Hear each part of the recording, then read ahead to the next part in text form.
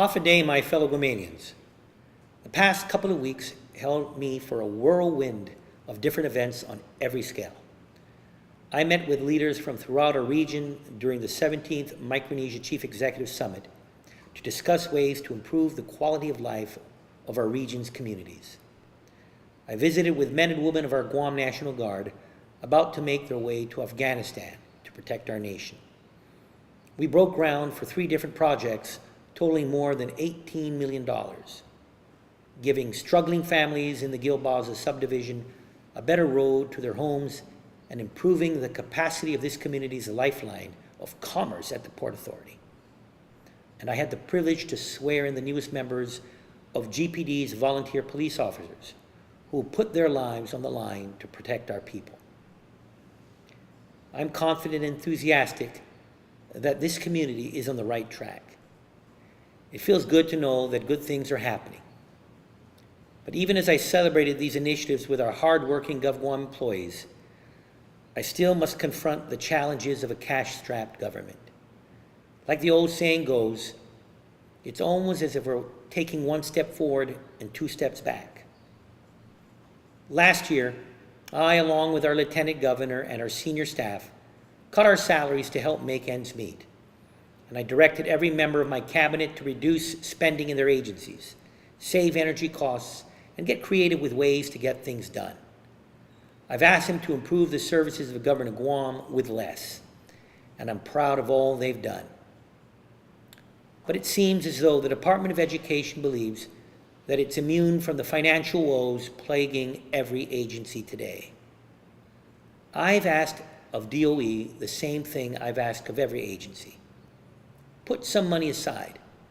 Be frugal with the resources you have, and remember that there simply isn't enough money to go around. You see, what's different about DOE is that I always intended to release a portion of its reserves. I simply wanted its leaders to find unnecessary costs and reinvest those savings into the classroom. We know that there are unneeded expenses at DOE and know that this money can be best used to help students and teachers. But DOE didn't even make an attempt to try. The 15% reserve I've implemented throughout the government is not money I intend to keep for myself or another agency. It's simply a financial management tool to help agency leaders understand that they have a duty to you to spend your money unwisely. It's a critical duty that we're forced to fulfill because of bad budgets and runaway spending from the past 3 years. Simply pouring more money into DOE without regard to current cash challenges and accountability may just encourage more runaway spending. And that's why I'm now requiring DOE to give me the details of what they've spent, what they will spend, and how they'll prioritize the remainder of cash into classrooms. I plead with the DOE managers right now. Almost every GovGuam agency is doing more with less. It's time that you start doing the same. Give more money to students and teachers in the classrooms. Put more of the money into the schools.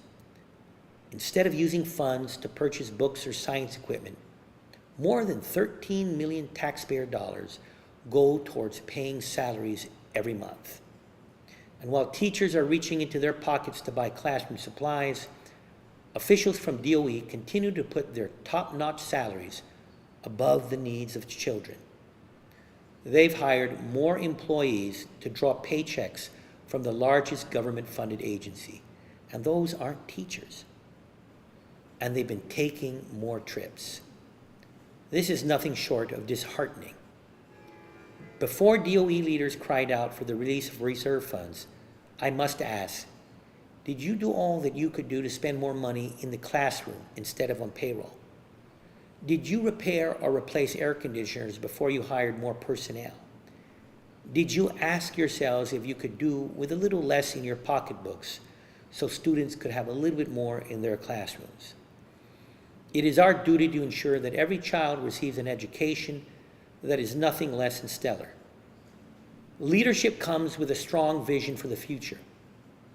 Will your vision for education today help our children succeed in the future. If we want our island, our people, to thrive, we must first give them the necessary tools to succeed.